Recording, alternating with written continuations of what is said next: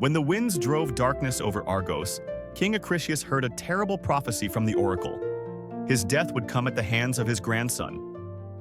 In fear, he locked his daughter Danae in a bronze tower, far from sight and men.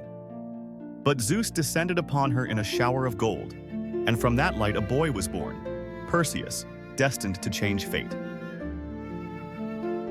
When Acrisius learned of the baby, he threw the mother and son into the sea, locked in a chest. The waves rocked them amid storms, but the gods did not abandon their son. The chest washed up on the island of Seraph, where it was found by a fisherman named Dictys. He raised Perseus as his own son, brave, proud, but still unaware of who he really was. When Perseus came of age, King Polydectes wanted to take Danae as his wife, but her son would not allow his mother to be taken captive by power. Then the king, wanting to get rid of the young man, devised a cunning plan. At a banquet, he ordered the guests to give gifts of horses, and Perseus, who had nothing, had to promise something that no mortal would dare to do: the head of Medusa Gorgon herself. Perseus set off without even a sword, but on the way, Athena and Hermes appeared to him. They gave him the adamantine sickle, shining sandals that carried him through the air, and a mirrored shield to reflect the monster's gaze. But to find Medusa, he had to turn to the gray-haired sisters who shared one eye between them. Perseus came to the Gray as they stood by a dark chasm, passing their single eye from one to another. He cunningly snatched it from their hands and forced them to reveal the secret. Trembling, the sisters pointed the way to the nymphs who guarded the magic bag, the cabesus, in which he could place Medusa's head.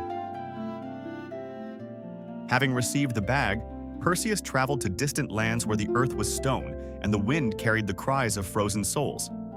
There lived 3 Gorgons, creatures with wings, claws, and hair made of snakes. Only one, Medusa, was mortal. Her gaze turned everything alive to stone. Perseus crept up to her in silence, looking at his shield as if it were water. When Gorgon sighed in her sleep, Perseus struck. The sickle flashed, and the snake-haired woman's head fell in the darkness. Pegasus and Chrysaor, children of blood and light, burst forth from the wound. Perseus put the head in a bag and rushed into the sky, fleeing from his mad sisters who were chasing him, raising storms and thunderstorms over the sea. The long journey stretched across deserts and mountains. In Libya, drops of Medusa's blood fell on the sand, giving birth to poisonous snakes. In the mountains of Ethiopia, Perseus saw people offering a sacrifice to a sea monster. On a rock stood the princess Andromeda, in chains, doomed to die. Perseus, filled with compassion, spread the wings of his sandals and descended from the sky. He raised his shield, took Medusa's head, and turned the terrible monster into stone. The waves subsided, and Andromeda fell at the hero's feet, freed from the curse. Love blossomed between them, like light in the midst of a storm. After the wedding, Perseus returned to Seraph, where Polydectes was still tormenting his mother. Then the hero stood before him, opened the bag, and showed him Medusa's head.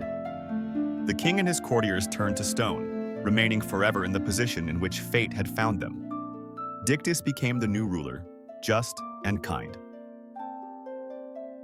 Later, Perseus returned to Argos. Acrisius, upon learning of this, fled. But fate is unchangeable. During the competition, Perseus threw a discus, which accidentally struck the old king. Thus, the prophecy that everyone feared came true. Even the son of a god could not escape the will of the heavens. Perseus, filled with sorrow, left Argos and founded the city of Mycenae. His exploits became legends, and the gods raised him and Andromeda to the heavens, among the constellations, where he stands eternally with his sword and shield, guardian of fate, who knows the price of victory and loss.